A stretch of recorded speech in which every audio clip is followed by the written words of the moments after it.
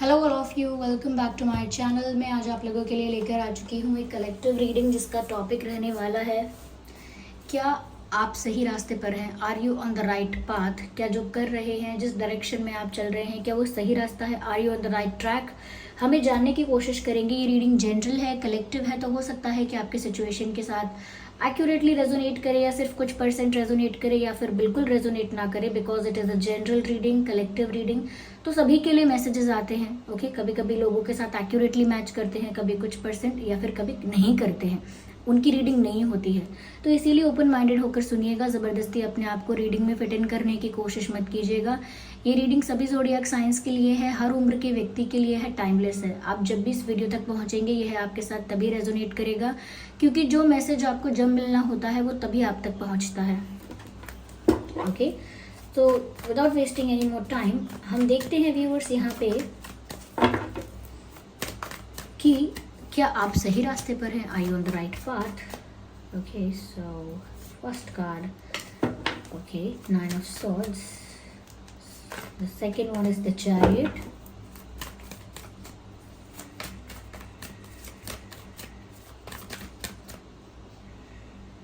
Now I need one card.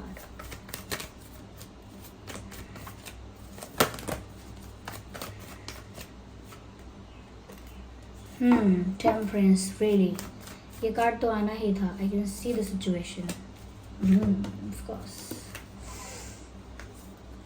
So, yeah.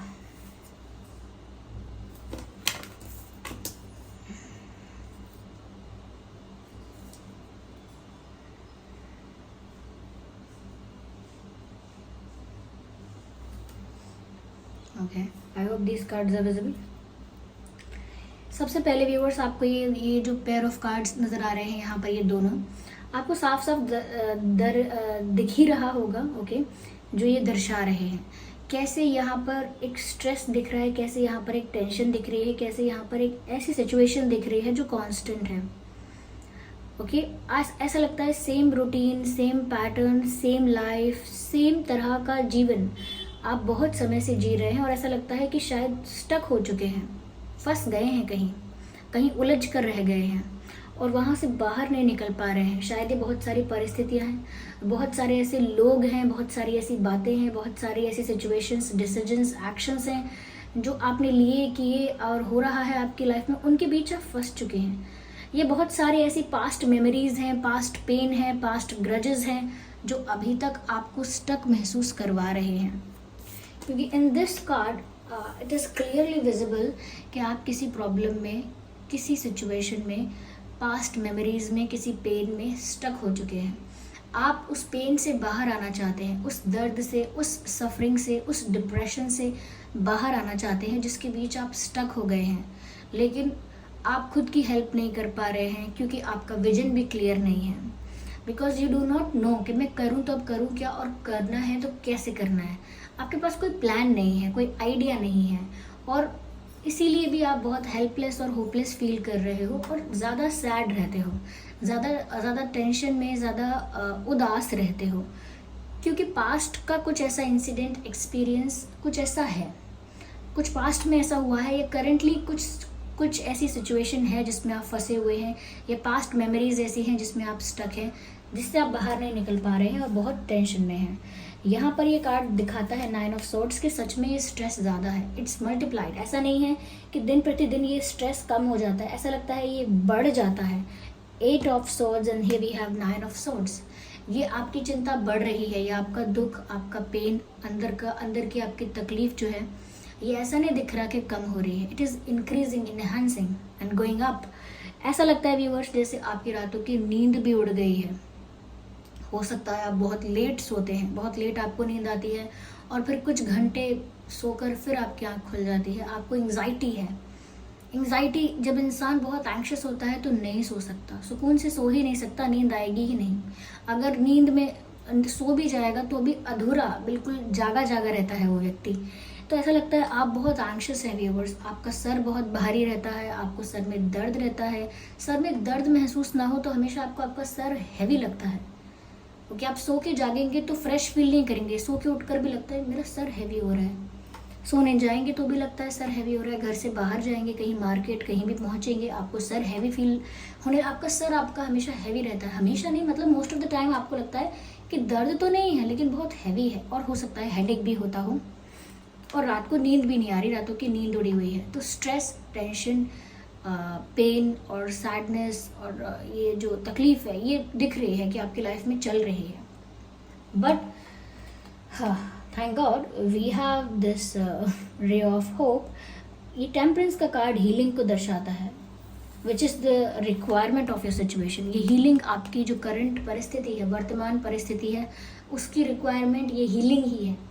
आपको अपने आप को हील करना है, you have to focus on your healing. ऐसा लगता है जैसे आप बहुत परेशान हो रहे हैं, आप जिस डायरेक्शन में चल रहे हैं, जिस पाथ पर चल रहे हैं, करेंटली जिस फेज में हैं, वहाँ पर आप स्ट्रेस्ड में हैं, दुखी हैं। ओके, यू आर स्ट्रेस्ड, आप स्ट्रेस में हैं और आप बहुत दुखी हैं।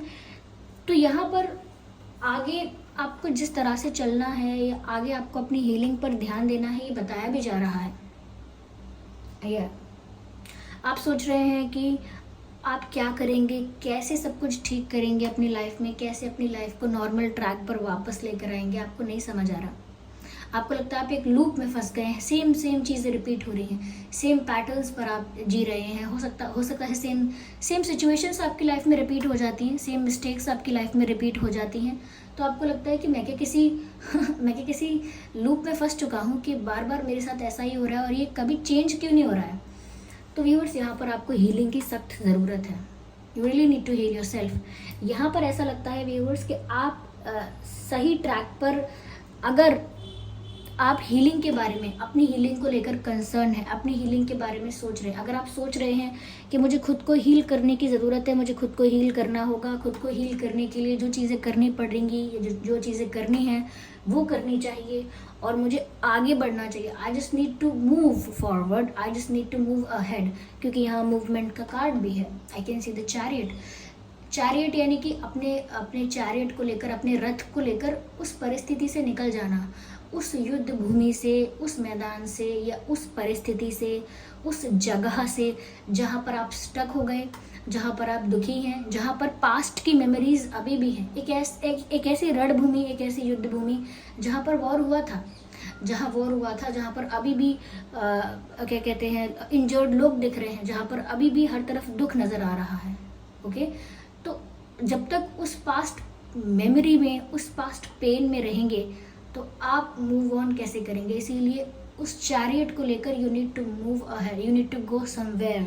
ओके, आपको आगे बढ़ना है, मूव ऑन करना है लाइफ में। आपको पीछे पलट कर नहीं देखना है या बहुत ज़्यादा पास्ट के बारे में नहीं सोचना है, क्योंकि पास्ट को तो आप सच में मैनेज नहीं कर सकते। You do not have to manage that what today. हुई थी, कुछ हुआ था जिसमें बहुत कुछ बिगड़ा, बहुत कुछ सुधरा, बहुत लोग छूट गए, बहुत लोगों की रियलिटी सामने आई, तो क्या हुआ? At the end of the day it's a past. तो यहाँ पर आप पास्ट को लेकर कुछ नहीं कर सकते। That's the good thing about past, कि कुछ नहीं हो सकता पास्ट को लेकर। You just need to move forward, आपको आगे बढ़ना है। ओके, कोई अगर पास्ट को जाकर पास्ट को ठीक कर पाता तो वो कभी पास्ट को ठीक नहीं कर पाता, क्योंकि कोई चीज़ परफेक्ट या करेक्ट नहीं हो सकती है, वो जैसी होनी थी वो वैसी ही हो जाती है। तो आप अगर ऐसा सोच रहे हैं कि आपको अपने आप को हील करना होगा, इस सिचुएशन से बाहर निकलना होगा अपने आप को हील करके, इस चैरियट पर सवार होकर, और ये जो ये क्या कहते हैं, वो जिसको पकड़ कर चलते हैं, रथ को पकड़ कर चलते हैं, रथ या जो घोड़ों के लगा होता है, क्या कहते हैं उसे, लगाम। या तो अपने चैरियट पर सवार होकर अब लगाम को अपने हाथ में लेकर, और ये लगाम क्या, आपका मन जो बार बार दुख की तरफ, पास्ट की तरफ भटक जाता है, उसको अपने हाथ में लेकर, यानी अपने कंट्रोल में लेकर आपको अपने आप को आगे की तरफ, अपनी लाइफ को आगे की तरफ ले जाना है। ये थोड़ा आपको फिलोसफिकल लग रहा होगा, but this is how it is going on and that's how I will make you understand that. इसी तरह से मैं समझा भी पाऊंगी।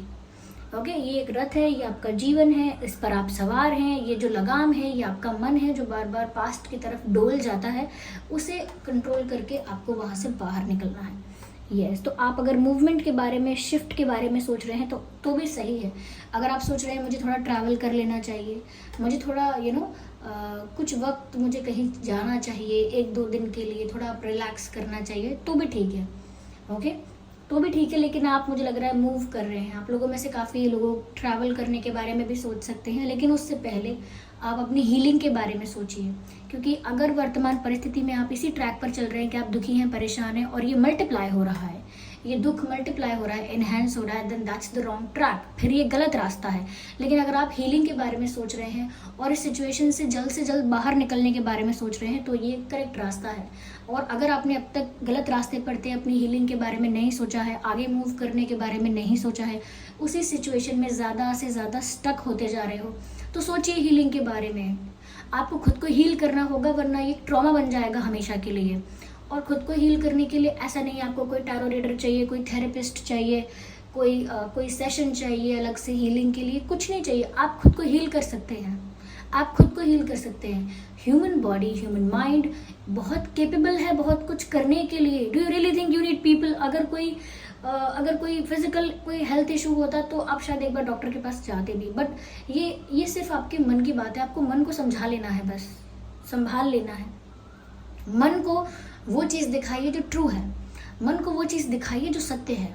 ओके, आपका मन भटकता तब है जब असत्य की ओर आकर्षित होता है, यानी कि जो चीज़ें हैं नहीं, रियल में हुई नहीं, जो लोग जैसे रियल में नहीं थे, जो चीज़ें रियल में ऐसी हो नहीं रही हैं, उस तरफ सोचता रहता है। तो रियलिटी की तरफ लेकर आइए अपने दिमाग को, अपने दिल को, अपने मन को, कि this is the reality and I have to accept that. इसमें कोई बुराई नहीं है, मैं रियलिटी को क्यों ना एक्सेप्ट करूँ? इससे बेटर क्या है? क्या झूठ इससे बेटर है? क्या फेक चीज़ें इससे बेटर है? तो आप अपने आप को समझाएंगे ना कि मैं जिस बारे में सोच रही हूँ, जहाँ पर स्टक हूँ, उससे मुझे कुछ प्राप्त नहीं होने वाला। इवन मैं उसे ठीक भी नहीं कर सकता। अगर उसके बारे में चिंतन करके हम उसे ठीक कर पाते तो भी एक अपॉर्चुनिटी होती, लेकिन ऐसा भी नहीं कर सकते हम। तो हम सिर्फ अपने लाइफ में क्या कर रहे हैं? टाइम वेस्ट कर रहे हैं। और टाइम वेस्ट से मेरा मतलब नहीं है कि टाइम इज़ मनी। जो लोग कहते हैं टाइम मत वेस्ट करो, time is money. Time is not, even if it is not money, it is your life, and your life is precious. You just cannot waste it like that. Her birth, यानी कि each and every birth is very precious because it is the opportunity for you to be spiritual, okay, to think about salvation, to think about to think about the another dimensions of life, to get dissolved into that, not only to think about that but also to get, oh my god, अब मुझे सब लोग बोलेंगे आपने madam ये क्या करा ये आपने अंग्रेजी में बोलना चालू रखा बहुत देर तक। तो मैं बस इतना कह रही हूँ व्यूअर्स, आपको खुद को समझाना होगा कि आपका जो समय है, आपका हर एक जन्म बहुत कीमती है, आपका हर एक जन्म बहुत कीमती है। और क्यों? क्योंकि हर एक जन्म में आपको एक मौका मिलता है कि आप अध्यात्म की तरफ जाएं, और अध्यात्म की तरफ जाकर खुद की खोज कर पाएंगे तो परमात्मा से अपने आप को मिला पाएंगे, सेल्वेशन की, मुक्ति की, मोक्ष की बात हो पाएगी, कहीं ना कहीं अपनी लाइफ का पर्पस पूरा हो पाएगा। ओके, तो यहाँ पर अगर एक बर्थ वेस्ट हो जाता है, एक जन्म हमारा बर्बाद होता है, वेस्ट होता है, अपना बहुत सारा टाइम सिर्फ और सिर्फ दुख में, जो कि दुख रियल नहीं है। एवरीबडी नोज कि लाइफ जो चल रही है ये एक इल्यूजन चल रहा है। Okay, even science also says that this is illusion. आपको इस इल्यूजन में ट्रैप नहीं होना है, इस इल्यूजन से बाहर आना है। The moment you come out of that illusion, जिस क्षण आप इस इल्यूजन से, इस माया से बाहर आ जाते हैं, आपको सब कुछ साफ साफ सत्य दिखाई देने लगता है। और वही सत्य आपको अपने आप को दिखाना है कि एक मिनट, ये तो रियल नहीं है जो मैं कर रहा था, ये तो एक रोल प्ले कर रहा था मैं, बस role, I am just playing the role of a sad person. मैं एक दुखी इंसान का रोल निभा रहा था। Why do I have to do that any more? अब मुझे दोबारा ये करने की ज़रूरत क्या है, जब मुझे पता ही चल गया है कि ये सिर्फ एक रोल मात्र है, एक भूमिका मात्र है, जो मैं सिर्फ अपना क्या कहते हैं उसे हिंदी में, I am just forgetting the word, role को, I don't know, I am not getting it right now. या तो वही कर रहे थे। जब आपके सामने रियलिटी आएगी, अपने आप आपका माइंड रिलैक्स हो जाएगा, आप हील हो जाओगे। ये सारा ज्ञान मैंने आपको इसलिए नहीं दिया है क्योंकि ये सब मुझे बताना था ये हीलिंग को लेकर दिया है कि कैसे आप कर सकते हैं अपने आप अपनी हीलिंग। ओके, खुद पर आप विश्वास रखिए। आपके अंदर भी डिवाइन का वही अंश है जो सबके अंदर है। या बस ऐसा नहीं है कि सब लोग परफेक्ट हो गए हैं, जो आपकी हीलिंग करेंगे वो लोग परफेक्ट हो गए। No, No, there is no one who can call themselves perfect. You also cannot call yourself perfect, but there is nothing perfect, but there is always the desire to be perfect. हमेशा ये चाह तो रहती है कि मैं perfect बनूं और सच्चाई को जानूं. I want to know the real truth, I want to know the real purpose, I want to know कि क्यों दुखी होता हूँ, क्यों दुखी लोग होते हैं, कैसा दुख है ये, क्या ये दुख सच भी है. अगर ये दुख सच नहीं है तो फिर अब क्यों होना दुखी. ओके तो बहुत सारे लोगों की लाइफ में ये ट्रांसफॉर्मेशन तब आता है जब वो जान लेते हैं कि this is not the truth, reality ये नहीं है, और फिर अपनी लाइफ में आगे की तरफ बढ़ जाते हैं. तो अगर आप ये डिसीजन ले रहे हैं हीलिंग का, then you are on the right track. लेकिन अगर आप इसी में स्टक हैं, अपनी ही प्रॉब्लम को, अपने ही पेन को आपने अपना घर बना लिया है, that's a bad news, that's a bad news. Okay ये एक अच्छी खबर नहीं है. ओके आई डोंट नो कि ये रीडिंग कितनी हेल्पफुल है, कितनी नहीं है. कुछ लोगों को ये सारी बातें इररेलेवेंट भी लगती हैं कि मैडम आप टू द पॉइंट सिर्फ कार्ड रीडिंग कीजिए, डू नॉट सजेस्ट और guide us apart from that. हमें इससे ज़्यादा कुछ गाइड मत कीजिए. Viewers I really can not do that. लेकिन जब भी सारी बातें निकलती हैं कार्ड रीडिंग के वक्त तो ये सब चैनल हो जाता है. ऐसा नहीं है कि पहले कार्ड रीडिंग करने से पहले मैं कोई स्क्रिप्ट लेके बैठती हूँ क्या ये वाली बात बोलनी है. और अगर आपको लगता है ये आउट ऑफ कॉन्टेक्स्ट हो जाता है तो आप वो पार्ट स्किप कर दिया करिए, क्योंकि मैं इस रीडिंग को इतना मेड अप, इतना इतना ज़्यादा कस्टमाइज्ड नहीं बना सकती, because it is just energy work. Okay I can not control it like that. I hope you understand. और मुझसे फिर भी कोई गलती हुई तो मुझे क्षमा कीजिएगा, माफ़ कीजिएगा. और फिर हम मिलते हैं बाद में. अगर ये रीडिंग थोड़ी भी हेल्पफुल रही है तो वीडियो को लाइक ज़रूर कर दीजिएगा, कमेंट करके बताइएगा कितनी हेल्पफुल रही है. अगर इस रीडिंग ने थोड़ा भी आपको गाइड किया है तो कमेंट करके बताइए ज़रूर कि क्या बात आपको आपके लिए रिलेटेबल रही है, क्या बात आपको हेल्प कर रही है, इसमें कौन सी बात ऐसी लगी है आपको जो कहीं ना कहीं आपको एक रियलिटी की तरफ ले जाती है, एक ट्रुथ की तरफ ले जाती है, एक राइट डायरेक्शन की तरफ ले जाती है, which is we are calling as the right path. Okay, so yeah, we'll meet again. Bye bye, love you.